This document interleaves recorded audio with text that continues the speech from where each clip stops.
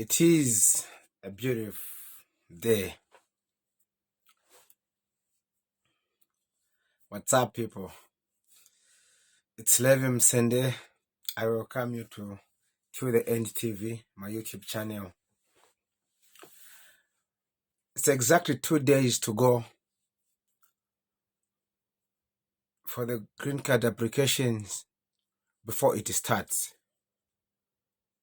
So today, I want us to look at the green card application form for 2023.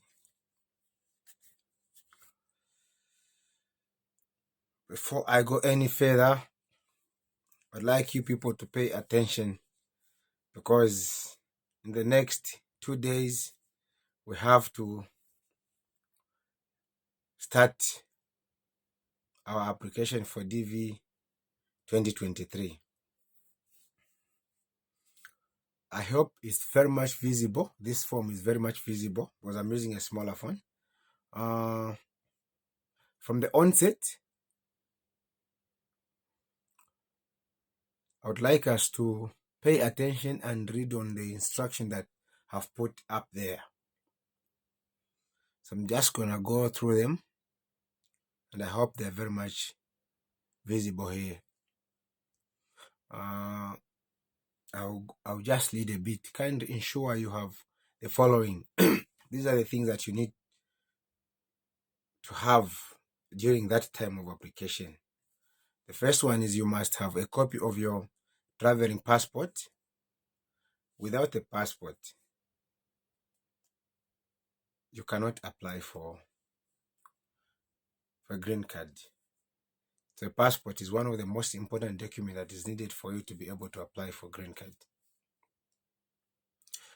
The second instruction is collect names of your dependents. You need to have correct names of dependents because what you must know, this thing is time bound. You don't need to take so much time. The third instruction is collect date of birth for your dependent. If you've got children, please make sure that you know their date, or you can write them somewhere so that during the time of application you're able to check, so that you write the exact date on when your dependent were born. So when you look at this form, it has got 4 segments. To start with, before we go any further, there are some instructions there I'll read through. All answers should be put in capital letters. Please, when filling this form, make sure that you fill all the details in capital letters. You don't need to mess up because this form is time bound. You need to finish within a period of time. Otherwise, you may end up filling it again. So I'm just gonna go through the 4 segments. There's part 1, part 2, part 3, and part 4. On the first part, we can read there, it says applicant main details. So in this case, you being the main applicant, there are some provision where you're supposed to put all the needed information about yourself. And then on the second one, part 2, the mailing information. This is the part where you put the postal address, the emails, the country, your marital status, then the level of your education, the country where you're currently living in. The third part, it's your spouse details.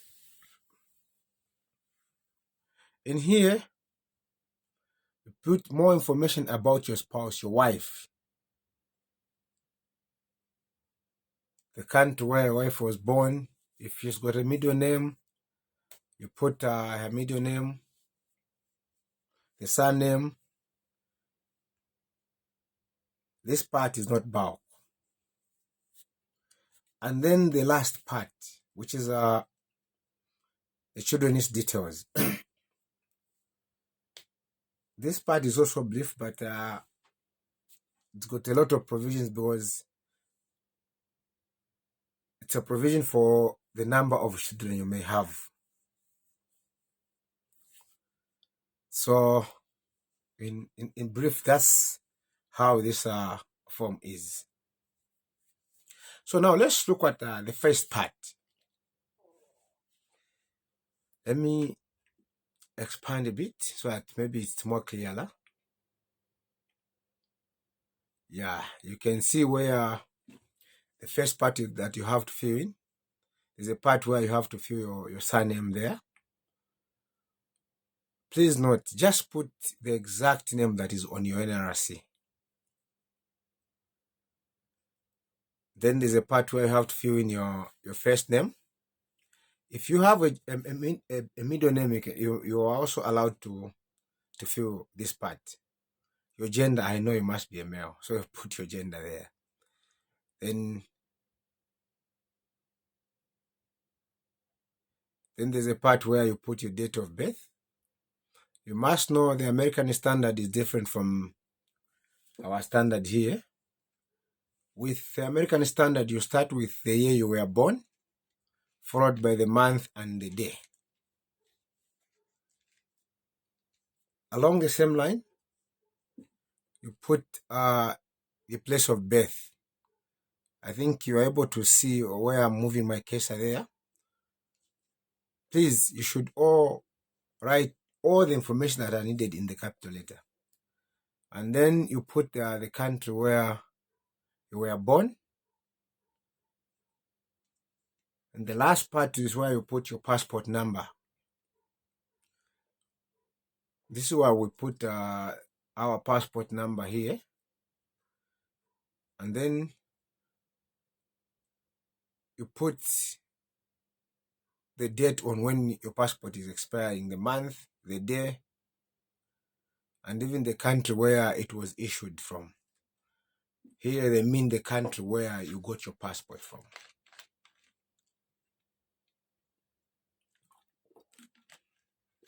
And now I'll go to the second part. That's the mailing information, where you put the details where you are coming from. Here on the post box, in my case, like my country, we are putting a country code here. You're putting your country code here, the city where you're currently living in. There you put the country, the county, if you've got a county. Like in my case, in my country, Zambia, there are no counties. There are only towns. So you put the town where you're coming from. If you live in a country where there are some counties, you put the name of the county where you live in. And then the last part, you put the country where you live in.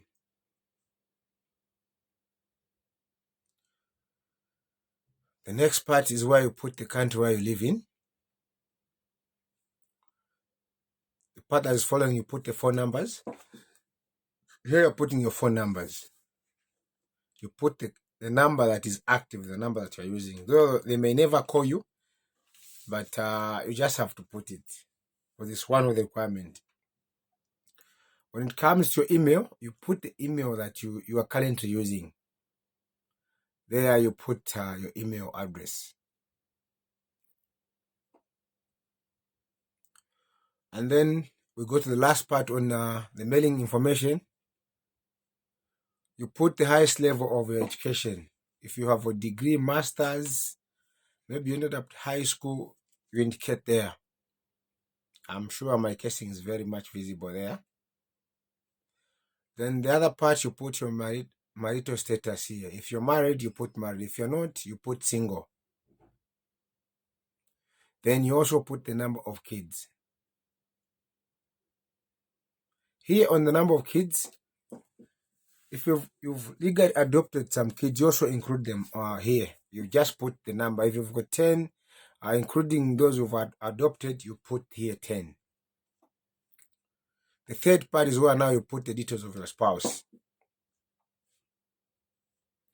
Here you put her surname, her first name. If she's got a middle name, you also include the middle name. Her gender, we know. Anyway, there are other countries where they marry fellow men and so forth. Then you put the date of birth when your wife was born. The same format here. With the American standard, they start with the year when that person was born, followed by the month and the day. Then this part you put where the country where your wife was born. It is very brief. There is no much information about your madam here. Then it comes now to the fourth part, the last part. It is also very brief. You're just putting the surname for the firstborn. In that case, you're putting your surname as the main applicant here. Then on the second part, you're putting the first name of your child. If they've got a middle name, you also include their middle name and the gender here. Same applies to you're putting the date when your daughter or your son was born. It's the same format where you start with the year, month, date, and the country where your child was born. It is also very much brief. Same applies to the second born. You follow the same format. Third born, you also do the same format. And then if you've got many children, there's a provision where you need to add the number of the children. You should continue down until you put all the number of your dependent. In this case, your children or the adopted children. Having done that, remember, you've got 25 minutes or 30 minutes to fill this form. Once you are done and you've counter-checked to say whatever you've put is the correct information, go ahead and submit. After submitting, remember you cannot fill this form twice. If you've made a mistake, then you have to do it the following year. You cannot fill this form twice because it's going to create some duplication in the application. So in short, this is how you go about filling this form. So now I want you people to pay attention. We've read on the instruction there where we're writing all the information, all the necessary information in capital letters. Never should you write some part in small letters because it's the instruction that these guys have given us. So we need to follow this instruction to the letter.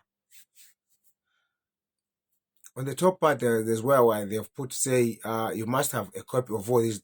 Make sure you get this information so that you don't make any errors in filling this form. I hope it's loud and clear and it's going to help someone out there. So please, this is where I end. Thank you so much. Don't forget to subscribe to my channel, which is till the end.